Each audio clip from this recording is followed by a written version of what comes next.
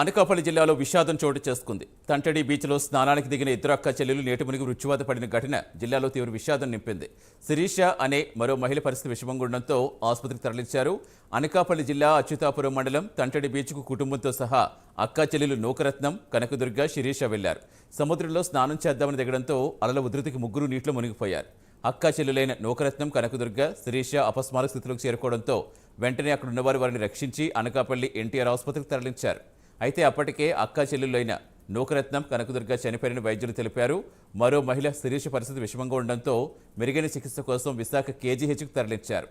అనకాపల్లి జిల్లాలో ఇద్దరు అక్కా చెల్లెలు మృత్యువాత పడడంతో కుటుంబ సభ్యులు బోరున విలిపిస్తున్నారు.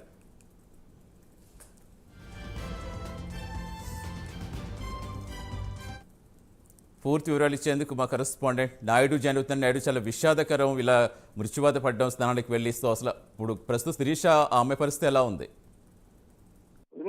ఇక్కడ విశాఖపట్నం, ఉమ్మడి విశాఖపట్నం జిల్లాకు సంబంధించినంత వరకు అనకాపల్లి జిల్లాగా ఉన్న దీనిలో అయితే మాత్రం ఏదైతే అచ్యుతాపురం మండలం సంబంధించి తంతటి బీచ్ అనేది చాలా ప్రమాదకరమైన బీచ్. అదే విధంగా చూసుకున్నట్టయితే కనుక ఇది ఎన్టీపీసీకి ఆనుకొని ఉంటుంది. అంటే ఇది చాలా ప్రమాదకరమైనటువంటి బోర్డులు కూడా ఉండడంతో అయితే మాత్రం అక్కడికి ఎవరిని కూడా అలౌ చేయరు. అదేవిధంగా చూస్తే స్నానాలకు కూడా ఎవరిని కూడా వెళ్లే పరిస్థితి అయితే కూడా ఉంది. ఎందుకంటే గతంలో జరిగిన కొన్ని సంఘటనలు నేపథ్యంలో అయితే మాత్రం అక్కడ ఎవరిని కూడా స్నానాలకు అయితే మాత్రం అనుమతించరు. అయితే అటువంటి దీనికి సంబంధించి ఎవరైతే ఈ కసింకోట మండలం సంబంధించినటువంటి అక్క చెల్లెలు ఇద్దరు కూడా అక్కడికి వెళ్ళడం జరిగింది. అంటే భరణికం, పరవాడకు దగ్గరలో ఉన్నటువంటి భరణికం కార్యక్రమానికి వెళ్ళారు. అక్కడ వీళ్ళ ముగ్గురు కలిసి కార్యక్రమం పూర్తయిన తర్వాత అయితే మాత్రం సరదాగా తంతరి బీచ్ కి వెళ్దామనే ఉద్దేశంతో సరదాగా కాసేపు గడుపుదామని తంతరి బీచ్ కి వెళ్ళారు.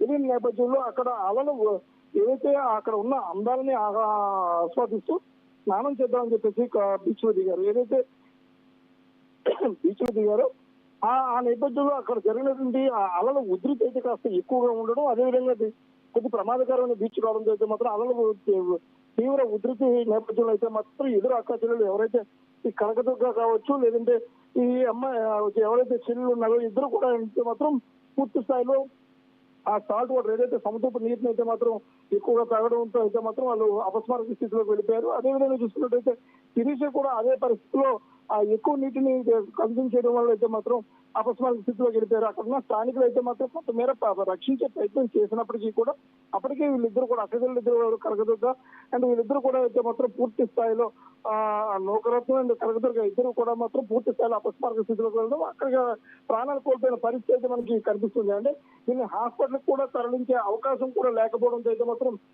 అక్కచెల్లి ఇద్దరు కూడా అక్కడే చనిపోయారు. వెంటనే అక్కడ స్థానికులందరూ కూడా ముగ్గురిని కూడా హాస్పిటల్కి తరలించే ప్రయత్నం చేసినప్పటికీ కూడా వీళ్ళిద్దరూ చనిపోవడంతో అక్కడ విషాదకాయలు అయితే అలుముకున్నాయి. ఏదైతే శిరీష ఉందో శిరీషను అయితే మాత్రం అక్కడ స్థానిక ఎన్టీఆర్ అనకాపల్లి జిల్లా అనకాపల్లి ఎన్టీఆర్ హాస్పిటల్కి తరలించారు.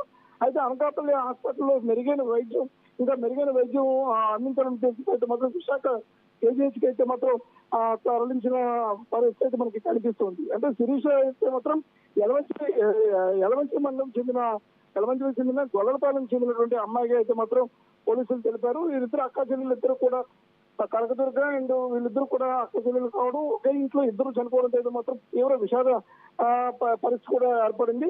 అదేవిధంగా చూసుకున్నట్టయితే కనుక కనకదుర్గకి వివాహం కావడం, ఇద్దరు చిన్న పిల్లలు ఆడపిల్లలు కలిగి ఉండడంతో అయితే మాత్రం అక్కడ ఉన్న పరిస్థితి అయితే మాత్రం చాలా విషాదకరంగా ఉంది. ఎందుకంటే తల్లిని కోల్పోయితే ఆ ఇద్దరు ఆడపిల్లలు కూడా అనాథలుగా మిగులుతారని అయితే మాత్రం కుటుంబ సభ్యులు అయితే మాత్రం ఊరిని విలిపిస్తున్న పరిస్థితి మనకి కనిపిస్తుంది. సతీష్ నాయుడు.